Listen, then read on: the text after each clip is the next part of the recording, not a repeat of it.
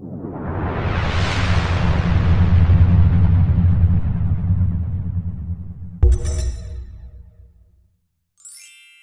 right, hello everyone. Thank you for coming. Thank you Dev East for having me come out here again. I've done a few of these, Dev East, I did Dev West, now I'm back here at Dev East, and it's always warm because they do them in Orlando and Las Vegas. So we're all here for Agile financing discussion on this? Great. So this is gonna be an interactive talk. We'll have some opportunity for us to have some discussion, and I'll make sure there's plenty of time for Q&A at the end. It's been a rather popular topic. This is, I think, the 6th or 7th time I've given this year, and it's a brand new topic. So lots of people seem pretty interested in it. So let's get going. So I own a company called Responsive Advisors based in Chicago, Illinois, and we're really passionate about solving big problems in the industry. And I'll show you what that looks like in just a second. I'm also a national public speaker and Scrum.org trainer. So this is a little bit about what we do, agile transformation type of work. I'm sure you've met a number of consultants over the last couple days here that are doing similar things. We're better, of course. We do advisory, coaching, consulting, really trying to solve business problems by using Scrum, Kanban, scaling techniques, and looking at it a bit more holistically. Yes, of course, we offer public training in all 3 of the biggest cities in the US. So if you want to come to LA when it's cold where you're from, is everybody from Florida? All of you? Okay, you probably don't want to go where it's warm in the winter. But come visit us in LA. It's a pretty good place to be when it's about January if you're from Chicago. So these are the big problems I'm talking about in the industry.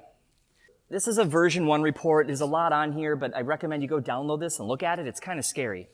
And they say that barriers to further agile adoption in organizations are listed out here, according to the report 2 years ago.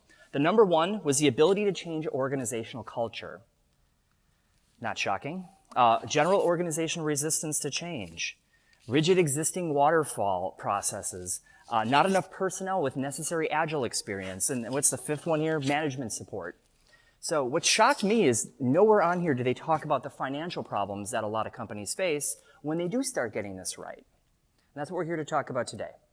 So every agile transformation kind of starts the same way, right? Anyone here going through some sort of agile transformation or have been recently? Good, all of you. It goes something like this. Meet John. John's a project manager, and John just got an email about a new project he's got to start working on. He knows this is going to hurt. They've been doing things the old-fashioned way. This usually means long nights and weekends about 1.5 years from now, which happens to be around the time of his daughter's graduation from college.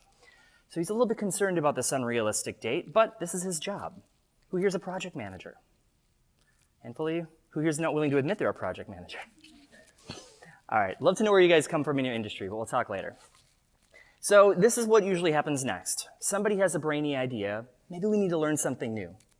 We could learn Kanban, we could learn Scrum, we could learn XP, or we could make up our own thing, or just copy and paste Spotify's model because you watched a YouTube video. And totally fair. You can do it however you want. The idea is that we're getting things done and getting them done sooner so that if we're on the wrong track, we don't spend a bunch of money doing the wrong thing. All of these techniques have that in common. Some are more prescriptive, some are less. But we start learning, we start growing, we start caring and feeding for this knowledge, and usually developers get it pretty quickly. This is naturally how you work in college. Anybody here a programmer or former recovering programmer?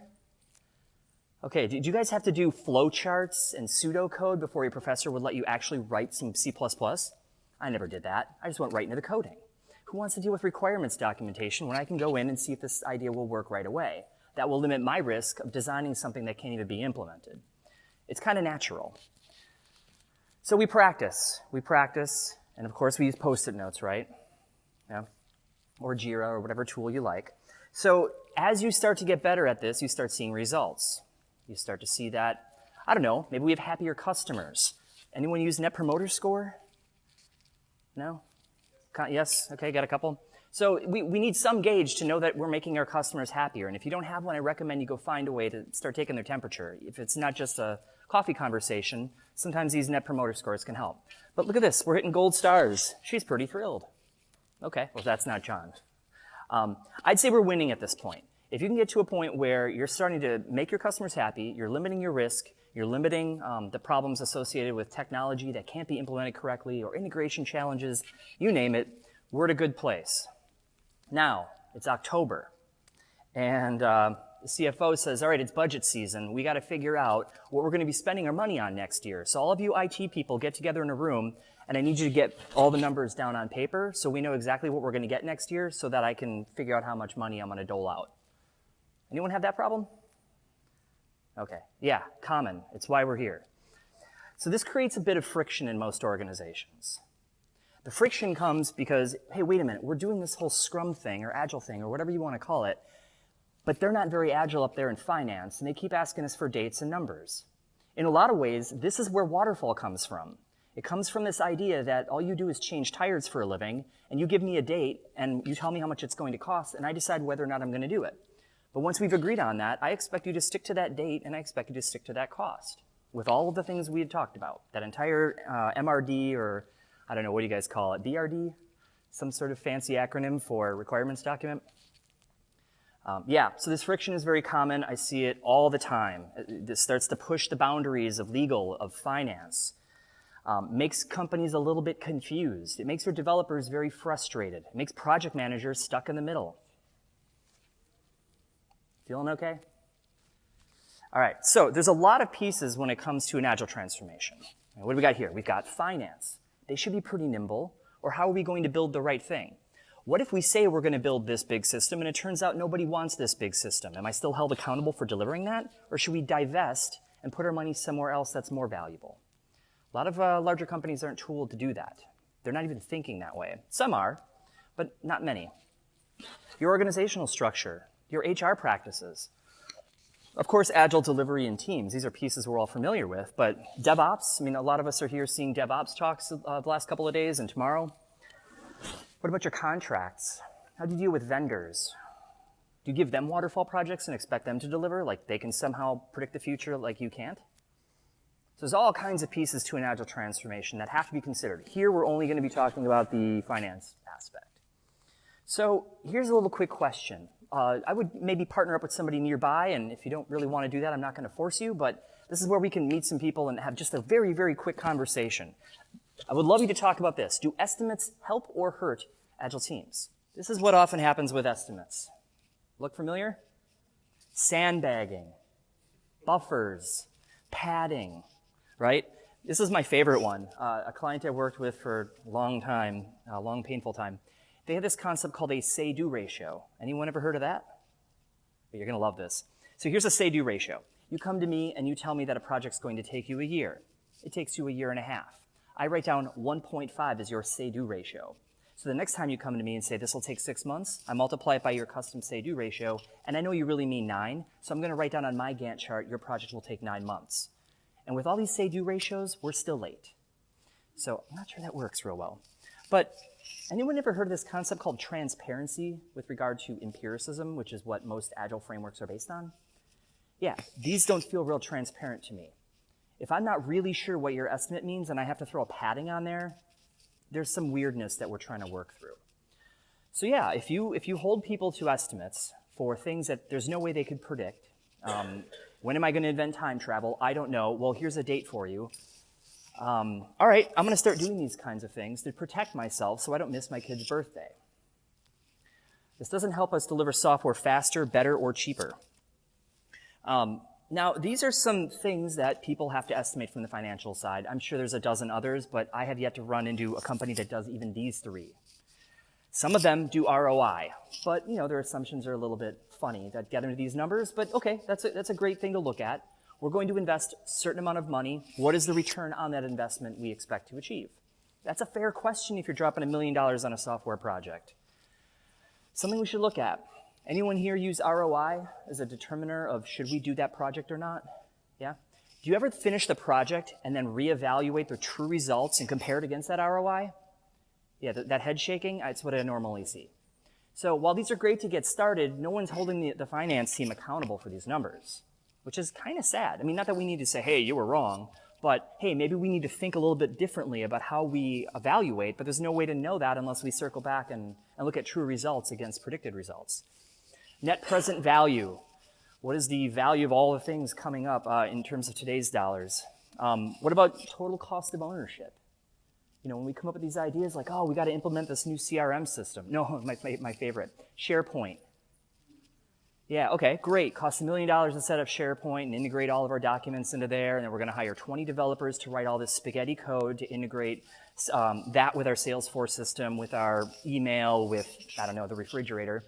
And we start creating a mess. And no one really factored in the total cost of owning that installation. All they were worried about is what's it going to cost to implement, not what's it going to cost to maintain for the next 15 years until you finally throw it in the garbage can. Have you guys gotten rid of SharePoint yet? No? Give it 10 years. Anyway, these are financial numbers people are worried about, but we're seldom reviewing them, and that's really the problem here. If we're not reviewing them, they're not all that helpful. Let's look at some types of estimates. There's a couple different ones. There's deterministic estimates, and these are the type of estimates where each activity has a planned value. We can predict the project date, and that's a number. We can figure out the total sum of all of the costs and get a cost number. And we handle risk as discrete and defined things that can be then managed. Does this sound kind of familiar? Like what you would do to set up a Gantt chart, right? Talk to all the developers, how long is a QA going to take? And they start sweating a little bit, and they tell you, well, if everything goes well, we think about 6 months, and you write that in the MS project, and you talk to everyone else, and you piece this thing together, and this is the best you can do with what you have. You've got a date, and now we just got to keep track of things and make sure that it happens in the proper sequence in order for us to get to that date. Now, here's another type of estimate. These are probabilistic estimates. So elements of these types of estimates are drawn from basically a random distribution. So we don't know the date, but we know it's somewhere in some big range, and that's pretty random as far as we can tell. Total duration of something might be a random variable. Like, how long does it take for you to walk from here to California? Can you give me a date that you're willing to commit to, walking on foot? I hope not. There's some range of dates between 6 months and 2 years, not exactly sure, but I'd call that a random variable. Total cost ends up being a random variable. How much are you going to spend walking from here to California? Not really a great way to predict that. I mean, you can sit down and do some math, but you've never done it before, so you don't know what that's going to take. So 2 different ways of estimating, probabilistic, deterministic. Now here's another one for you, true or false. We're Agile, so we don't have to do dates, and we don't have to deal with estimates. 1 minute. This is like one of my favorite Agile myths, by the way. Oh, we're Agile, so we don't have to do dates. So let's look at estimates. Why are we estimating? I think we're going to hit on some of the points you had made. You go buy a house, right? Or actually, you have one built. Anyone do that here in Florida? It seems like you guys build houses like crazy in Florida. In Chicago, they just rehab old houses, but same kind of thing, right? You go in there, the builder says, oh, that's going to be about $1 million. It's going to take about 2 years, sign on the dotted line. You're thinking, oh, okay, these guys build houses. This is going to be great. I'm already planning my Christmas party. Well, it doesn't usually work that way. But you're not going to pay for a house if a builder says to you something like, oh, I don't know what that's going to cost because we use Scrum. It'll be done when it's done because we use Scrum. I mean, that sounds ridiculous when you're talking about you buying a new home and having it built. So we know that that's not reasonable. What about like moving? If you're going to move from here to California, I love picking on California. I just pick the coast that I'm not on whenever I give this talk. So what's it going to cost to move my entire family across the country? I want you to pack all the stuff. I want you to put it in that truck. I want you to drive it. I want a date. I want a cost. They're typically going to give you some sort of an estimate, even though it might be slightly off. But moving somebody is a fairly predictable thing. They're not usually going to be that far off. What about car repairs?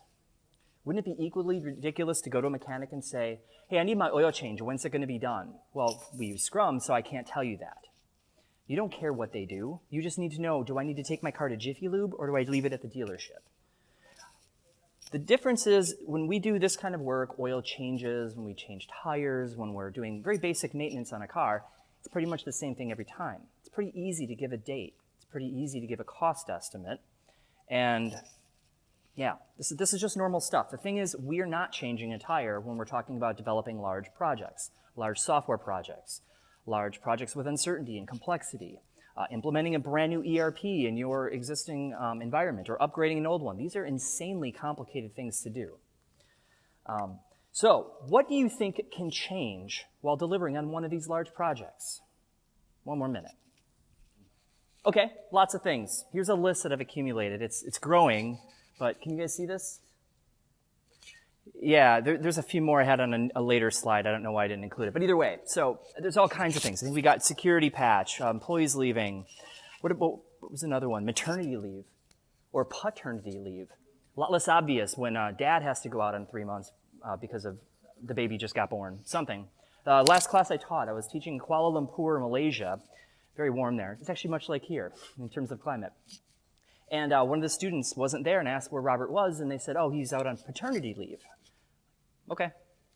So a lot of things can change when we're working on projects that are more complex than changing a tire. At a dealership, if you're changing a tire and the guy gets sick, you just swap him out with another person that knows how to change tires, and you're still going to be done on time. Not a problem.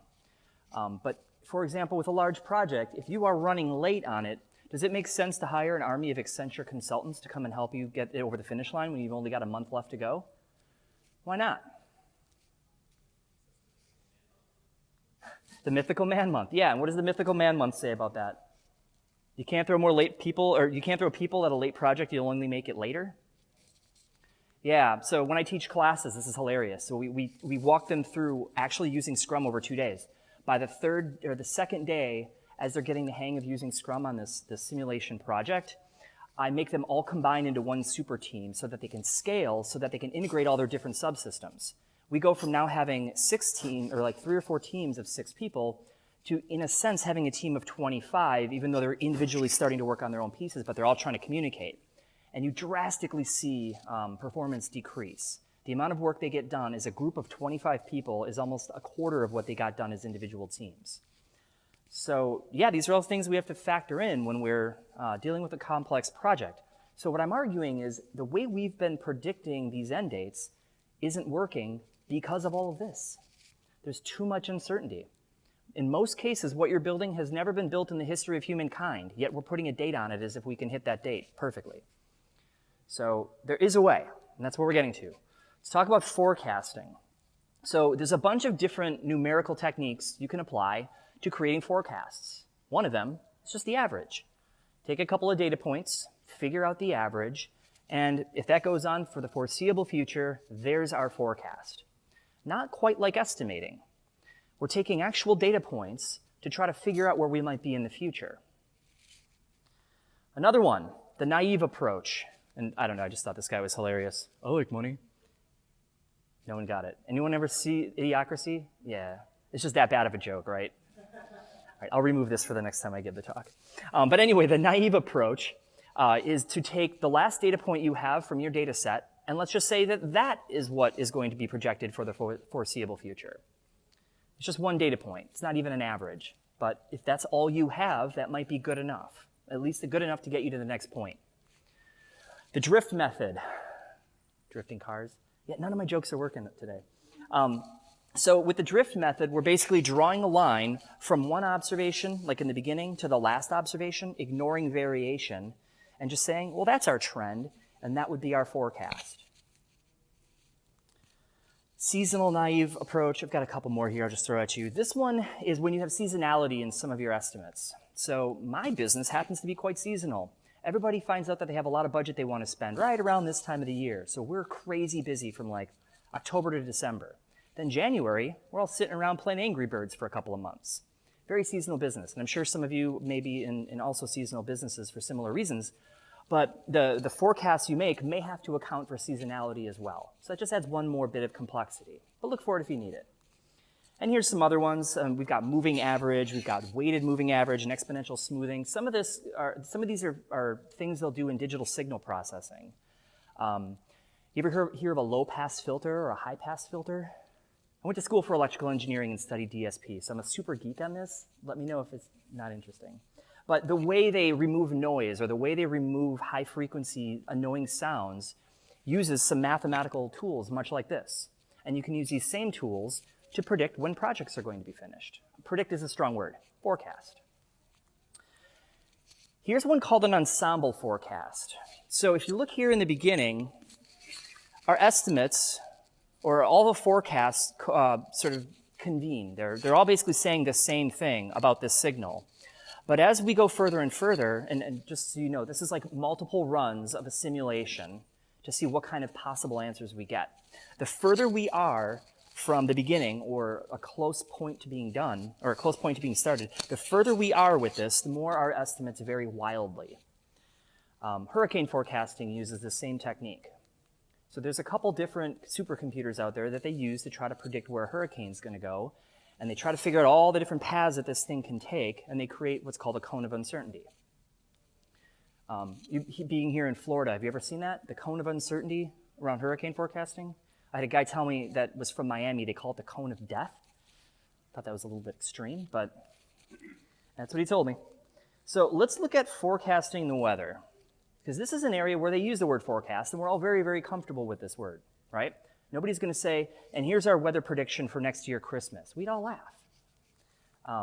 Looks something like this, right? This is like a Chicago forecast, I believe. WGN? Yeah, sorry, a little bit of a Chicago bias. But the temperature varies quite a bit. And I'm going to go home and it's supposed to be snowing, but who knows? It could be 60 degrees. It varies that much, and we're just used to it there. How is Florida? Does it vary quite a bit here in temperature?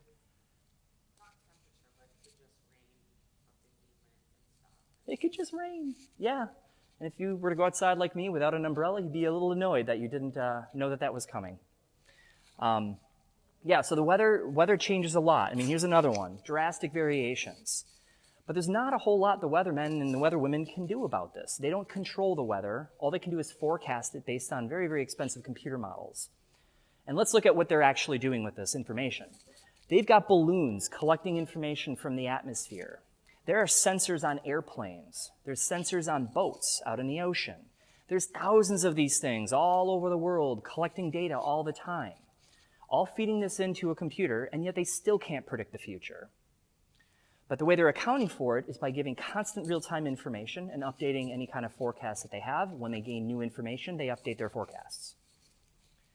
But we need supercomputers for this sort of thing. We don't need supercomputers for what I'm going to show you here. Yeah, just kind of beating this over the head here. Here's some variables that you have to deal with the weather. Just little tiny things. I mean, the heat in one area of the country may be enough to change the weather in another part of the country. You guys ever heard of what was the butterfly effect? I think they have that on here. Where a small change here can have an effect over there. Yeah, we don't have a perfect computer model that describes the entire weather system as a whole. So we can't make these kinds of predictions about what's going to happen yet. All right, one last question, but we don't have to break into groups on this one. Raise your hand if you feel that it is possible to perfectly hit a 31-degree snowy day on Christmas using a Gantt chart. I know, it's ridiculous, isn't it? That's why I didn't even make you talk about it. It's ridiculous to think about it this way. So what if we used forecast? Could we forecast a 31-degree snowy day for Christmas? We're all comfortable with the idea that a forecast isn't a promise, right? So let's look at another area where they use forecasts. Anyone have a 401k or a simple IRA? I hope you all do at this point. Good. I don't see any 21-year-olds yet. So forecasting stock prices. There are people very, very interested in what the price of Google is going to be next week, but no one can predict that future. And so there's a couple different ways that that investors are going to make decisions about what they buy. And I'm going to kind of make a distinction between investors and traders. A trader is somebody who doesn't really care about the company. They're just kind of like moving things around and making money on the differences. An investor is putting money into a company they believe will be successful in the future, but that's another story. So one technique to predict stock prices or forecast stock prices is called fundamental analysis. People will geek out. Stock analysts will sit down. They'll create these spreadsheet models. They're going to plug in information like, how good is the management team? What does their balance sheet look like? What is their earnings per share? They're going to look at all these different numbers, and they're going to put them into a spreadsheet that ultimately comes up with a buy, sell, or hold decision that they're going to make recommendations on. Now, nobody's going to hold them accountable if they're wrong, but when you see 20 out of 25 analysts are saying you should buy that stock, maybe there's something to be said there. But that's one way to do it. If you're a fan of Warren Buffett and some of the value investing ideas, this is really what they're after. Look for the values, buy good stocks cheaply, and then hold them for a long period of time and sell them when they're overvalued. That's it. Now, another way to do it is called technical analysis. We don't care at all about the company. We just care about movements in the price of a stock. So you'll see the price of a stock swings wildly. Oh, the news that whatever, an election happened last night. That just changed the price of a stock and now it dropped. Or some piece of news came out and the Fed changed interest rates and now stocks jumped up again. It's a crazy environment. It's very, very, very hard to predict. But using some almost like signal processing tools, a bunch of stock analysts can sit around and make some sense of this, and they'll make decisions like, oh, it dropped below a certain level, sell it. I don't care what's going on with the company. I just saw the price drop, or buy it, or whatever their decision is. But they can use computer algorithms to do this for them, so as soon as they see a change, they can make an adaptation. One last thing. Remember that cone of uncertainty idea? Yeah, here it is with a stock prediction. So there was where did I get this?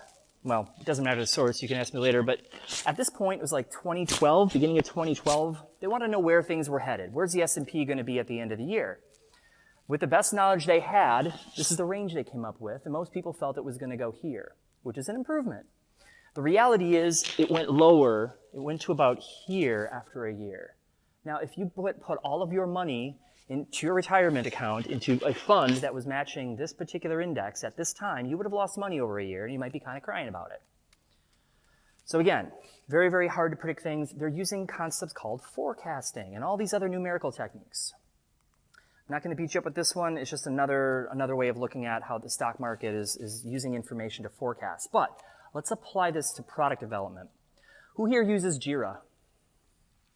All of you. Did you know you have a forecasting tool built into it for free? Who's using it? Mind's blown. It's called a version report. Now, do you know what I'm talking about, or you still didn't see this? Okay, so this is built into Jira. Jira, love it or hate it, it's a very powerful tool. You really got to know what you're doing to get the most out of it. But if you learn what you're doing, you can get a lot out of this tool. This is one of my favorite things. So if you want to know when a project or initiative or whatever it is going to be done, you just have to feed this system, this little graphing tool, some information, like what Jira issues are part of the version. So, well, we've got all this work to do. We want it to be done by a certain date, hopefully. You jam it all into a version. You set some time boundaries around that version, and then it creates the dates. It creates the estimates for story points on the left-hand side. And based on your performance, it's going to predict an end date or forecast it. Now, Jira decides that its cone of uncertainty that you can see here at the top is basically like plus or minus 10%. I mean, that's kind of arbitrary. I would like it to be more accurately reflecting the amount of complexity. A highly unstable team, you would expect a more unstable prediction. A very stable team, you'd expect a more narrow prediction. But all you got to do is take those issues that you have in this version, make sure there are estimates on it, make sure your developers know why this is super cool, because then your project manager doesn't have to keep peppering you on the shoulder like, hey, are you done yet? Are you done yet? Are you done yet? Just keep your estimates up to date, and this all just comes out of the wash for free. You'll also see here at the bottom, it's kind of not really noted, but if you have unestimated issues in a version, it'll tell you. Unestimated issues are a problem because it reduces the accuracy of this forecast. So this is an amazing tool. Even better, scope creep. If I throw more scope in here, it's reflected in the graph, and it immediately shows up in the output of the version report. So you see all that light gray? That's all scope getting added. Every time we add scope, that pushes out our date. Every time our team speeds up and knocks out more work, that changes the date. If I descope, that will change the date. This is a real-time adaptive sort of mechanism. Now let's say, for example, you're using Scrum. I'm just picking on Scrum because it is the most popular Agile technique to be used that anyone knows about. So let's say you're doing that and you have 1 week sprints.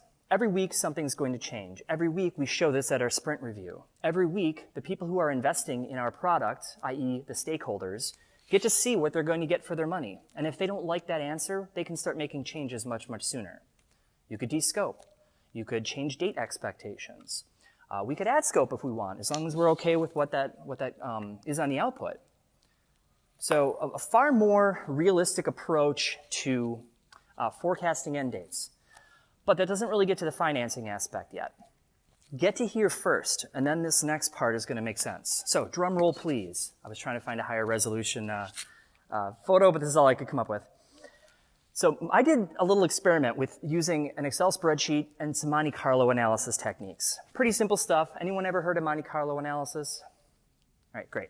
Look it up if you haven't. But effectively what we're doing here is we're running a whole bunch of simulations and then looking at the output based on a number of different variables that can be tweaked. Sometimes they're constants. So let me walk through this with you. I plugged in all this information on a fictitious team, one that seems about reasonable. I picked a team that has a velocity, oh, by the way, they'd be using story point estimates, but it doesn't really how you estimate, it just matters that you're consistent about that estimation technique. So let's just say they're using story points. Their lowest velocity that I have data for suggests that they did 23 story points in a week. Highest velocity was 40. Oh, and I'll throw one more sort of assumption. This is a stable team. If you're ripping teams apart and throwing them back together, these numbers are going to vary wildly because the way teams estimate can be team dependent. So that will really mess with things if you have unstable teams. Highly recommend you keep stable teams to be able to use this tool. The remaining amount of work. So they've estimated all the work in that version, and they came up to 453. Now I realize that number is a variable as well because that's going to change every time we find a bug, every time we finish a feature, that might change an estimate. Anytime somebody throws a new feature request status, that's going to change. But you can keep rerunning this report every time these numbers change. Simulated runs, now 1,001. I meant to do 1,000, but the way I set it up, I had to have a seed run, and then I had Excel generate 1,000 on top of that, and I ended up with 1,001. I was too lazy to delete one. Blended team rate. Where did I come up with that? I basically took the average salaries of these fictitious developers and came up with a number. This is how much I'm spending on a per week basis for this group, this team of people to be building stuff. Total team size, I just picked 32 people divided into 4 teams. Now, I don't know if I did the math real accurately, if 46 grand a week is enough, but maybe. And then some of the computed values. So I ran some statistical analysis, and with that amount of work, with that cost for your blended team rate, and I'm assuming that all of the costs in this development effort are based on labor alone, I ran this a whole bunch of times, and these are the numbers I came up with. The minimum was going to cost $527,000. The mean was $687,000, but the mean isn't all that interesting. Because remember, in a normal distribution, the mean is in the middle. You've still got a whole lot of possibilities of stuff on both sides of that bell curve, right? Gotta knock the dust off statistics there for a second. So then I took that information, and I wanted to find out this. Within 84% probability, how much was this going to cost based on the information I have right now? Within 84%, it's going to cost $805,000 and take 17 weeks.